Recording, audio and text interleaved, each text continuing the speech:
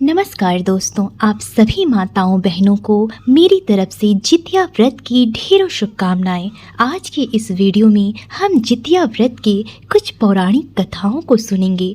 मान्यताओं के अनुसार जो भी माताएं एवं बहनें जीवित पुत्रिका या जितिया का व्रत रखती हैं, उन्हें जितिया व्रत की कथाओं का श्रवण अवश्य ही करना चाहिए। अब आप सुने जितिया व्रत की पौराणिक कथा। किसी गांव में एक कुम्हार और एक कुम्हारिन रहते थे। वे दोनों बहुत ही निर्धन थे। कुम्हार नदी में जाकर मिट्टी लाता था और उसके छोटे छोटे बर्तन, दिए, भगवान की मूर्तियां आदि बनाकर किसी प्रकार से उसे बेचता था और अपना और अपनी बीवी का जीवन निर्वाह करता था। कुम्हार और कुम्हारिन की शादी के कई वर्ष बीत जाने के बाद भी उन्हें कोई भी संतान नहीं हुआ था। इन परेशानियों के बावजूद भी वे दोनों बहुत ही खुश रहते थे और खुशी पूर्वक अपना जीवन व्यतीत करते थे और हमेशा भगवान से यही मन्नत मांगते थे कि उनके घर भी संतान की किलकारी गूंजे। कई मन्नतों के बाद उनके घर एक पुत्र का जन्म हुआ। पुत्र के जन्म होने के बाद उन दोनों की खुशियाँ मानो चौगुनी हो गई। वे दोनों और भी खुश रहने लगे।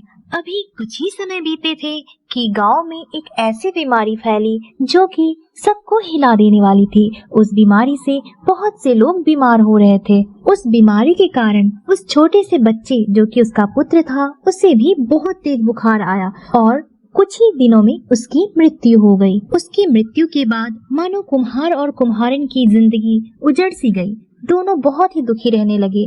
कुम्हारिन तो दिन रात बस रोती ही रहती थी और उसने खाना पीना भी त्याग दिया था। कुम्हार के बहुत समझाने के बाद वो कुछ खा तो लेती थी, पर हमेशा दुखी रहती थी और रोती रहती थी कि उसका पुत्र इतनी कम उम्र में उसे छोड़कर चला गया। ऐसे ही बहुत समय बीत गया और कुम्हार ने एक दिन कुम्हारिन से कहा, मैं कुछ काम करने के लिए शहर जाता हूँ।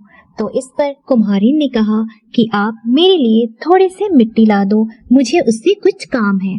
कुम्हारिन के कहने पर कुम्हार ने कुम्हारिन के लिए थोड़े से मिट्टी ला दिए।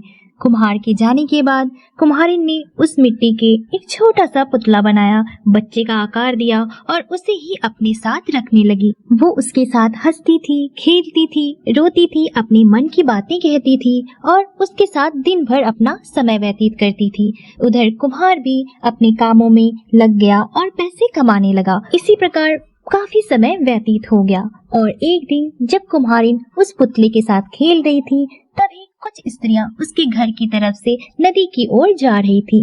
तो उसने महिलाओं के उस झुंड को देखकर एक महिला से पूछा कि आप लोग कहाँ जा रहे हो? तो उस महिला ने कुम्हारिन से कहा, क्या तुम्हें नहीं पता कि आज अश्विन माह की सप्तमी तिथि है और कल अष्टमी तिथि होगी, जिसमें कि हम लोग जितिया का व्रत रखेंगे। यह व्रत अपने संतान की सुख समृद्धि और उसकी लंबी उम्र की कामना करने के लिए हम लोग करते हैं। उस महिला की बात को सुनकर कुम्हारिन ने बड़ी ही उत्सुकता से व्रत के सभी नियमों को उस महिला से पूछ लिया और व्रत करने का निश्चय किया। इसके बाद अपने पुत्र को गमछे के सहायता से अपने कंधे पर बांधकर कुम्हारिन नदी में गई और नहाए खाए के पूजन को बड़ी श्रद्धा पूर्वक किया। इसके बाद अष्टमी तिथि में उसने घर जितिया का व्रत रखा। बिना एक बूंद पानी पिए उसने बड़ी ही नियम पूर्वक घर जितिया का उपवास रखा और नवमी तिथि में उसने व्रत का पारण किया।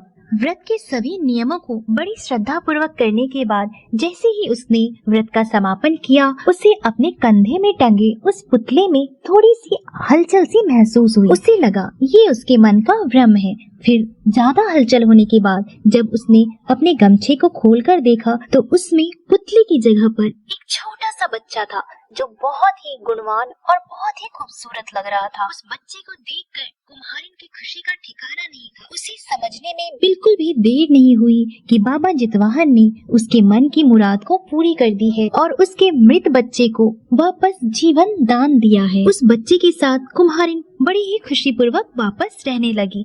इधर कुम्हार को भी कुम्हारिन की बहुत चिंता सताने लगी और उसे लगा कि पता नहीं मेरे बिना कुम्हारिन कैसे जी रही होगी, कैसे अपना जीवन व्यतीत कर रही होगी। अब मुझे वापस अपने घर जाना चाहिए और कुम्हारिन का हालचाल लेना चाहिए। कुम्हार तत्काल ही अपने घर जाने के लिए तैयार हो गया और अपनी पत्नी के लिए खाने के लिए उसने एक खाजा लिया जो शहर में बहुत ही लोकप्रिय था। उसे लेकर वह घर आ रहा था। तभी रास्ते में उसे एक साधु महात्मा मिले। उस साधु ने उस कुम्हार का रास्ता रोककर कहा कि बेटा, मुझे बहुत जोर से भूख लगी है, अगर तुम्हारे पास कुछ खाने को है तो कृपया करके मुझे दे दो। कुम्हार ने कहा, बाबा मेरे पास ज्यादा कुछ तो नहीं, बस एक खाजा है। साधु ने वो खाजा ले लिया और आधा खाकर आधा उसे वापस कर दिया और कहा, लो बेटा, ये खाजा तुम अपनी पत्नी के साथ अपने घर पर जाकर खाना। कुम्हार कुछ ही समय में अपने घर पहुंच गया। वहां पहुंचते ही उसने कुम्हारिन के साथ एक छोटे से बच्चे को देखा और उस बच्चे को देखकर उसने कुम्हारिन से उस बच्चे के बारे में पूछा। कुम्हारिन ने सारी कथा बड़े ही विस्तार पूर्वक कुम्हार को सुना दी। कुम्हार ये सब बातें जानकर बहुत ही प्रसन्न हो गया और उसने कुम्हारिन से कहा कि देखो, मैं तुम्हारे लिए कुछ खाने को लेकर आया हूँ, चलो मिलकर साथ खाते हैं। जब उसने वो पोटली खोली और देखा तो उसमें खाजा की जगह पर बहुत से सोने और मोहरे पड़ी हुई थी। ये सब देखकर कुम्हार और कुम्हारिन बहुत खुश हो गए और वे लोग जितवाहन बाबा के गुणगान गाने लगे, क्योंकि उनकी ही वजह से उनके घर में सुख समृद्धि और खुशहाली वापस आ गई थी। कहा जाता है कि भगवान जितवाहन की जो भी पूरी श्रद्धा से पूजा अर्चना करता है, जो भी पूरी श्रद्धा से जितिया के व्रत को रखती है, उनकी झोली बाबा जितवाहन खुशियों से भर देते हैं और उनके संतानों को दीर्घ आयु और सुख समृद्धि प्रदान करते हैं। बोलिए बाबा जितवाहन की जय।